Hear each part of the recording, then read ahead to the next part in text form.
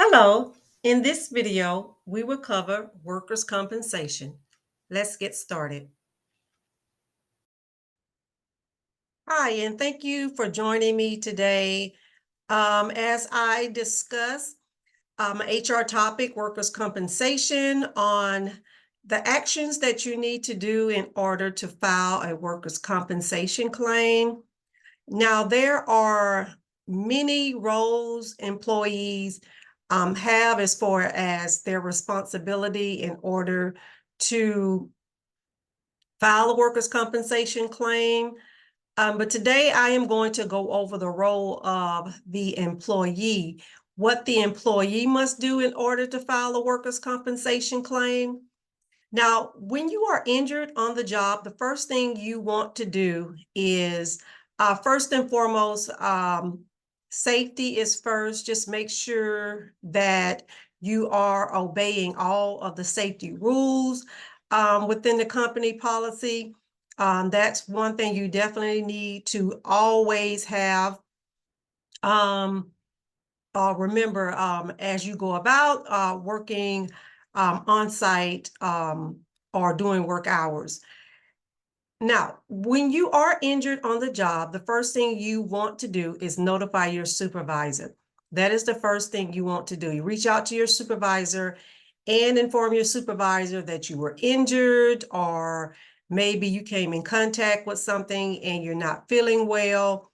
And once you present that information to your supervisor, they will definitely begin to go over the process with you about if you are considering on filing a workers' compensation claim, letting you know what your rights and responsibilities are as an employee when injured on the job. Now, if you do decide to not file a claim, you definitely want to get that in writing. Everything you do needs to be in writing. If you decide not to file a claim, your supervisor will give you a form saying you are declining to file a workers' compensation claim. Now, if you decide to proceed with filing a workers' compensation claim, your supervisor will then should be able to take you to the workers' compensation office, and that workers' compensation specialist or manager will begin to sit down with the both of you to go over the things that you would need to know. Again, your role and responsibility when filing a workers' compensation claim.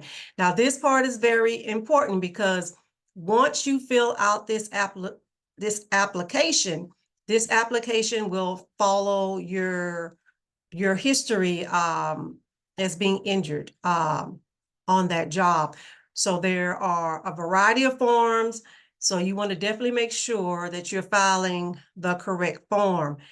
And if you need advice or counsel about that, you can definitely reach out to, you may be a union person, you can definitely reach out to one of your union managers, or you can definitely reach out to an attorney just to make sure that you are filing the correct application. Now, keep in mind, these applications, they have time frames, so you definitely want to be able to submit these applications in time so that it can be reviewed without any delay. All right. Second thing you want to do is, once you decide what type of application that you're going to file, also, if you are to the point to where the injury is serious and you need medical attention right away, please do not hesitate to seek medical attention. Go to the doctor and get checked out. Like I say, there's a time frame with submitting the application. Just be sure to try to get the application done as soon as possible. But if you are injured to the point that where you need to seek medical attention right away, please go ahead and do that. And then also make sure that when you are seen by a doctor, for them to document that it's a on-the-job injury. All right. And then once you have filed the claim, if you are and you have seen your doctor, and in doing this process, you also want to make sure you are keeping your supervisor informed during the whole process. If the doctor say, you're okay and they release you to go back to work, then you definitely want to get that documentation, that doc note, and return it to your supervisor so that they can have that on file. However, if the doctor says your injury is causing you not to return to work because of incapacitation or something like that, due to you're unable to perform your regular duties, then you definitely want to get that in writing and present that to your supervisor so that they can proceed with the next step. All right, and so once you're back with your supervisor, and you've returned that medical note, and if you can return to work with no issues, then you're good to go. Just make sure that documentation is on file saying that you have returned to work with no medical restrictions. However, again, if there are medical restrictions and you have limitations to your job, please reach out to your supervisor and let them know, and they will proceed with the steps needed to get you back to work or to put you on leave. All right, so that was just a brief nutshell on what the employee responsibilities are when injured on the job.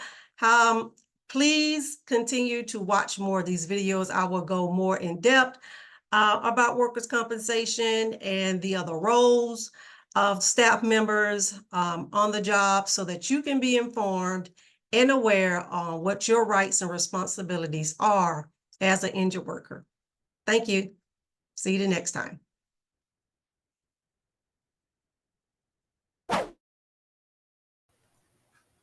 For additional consultation, please go to ShaquondaCarter.com.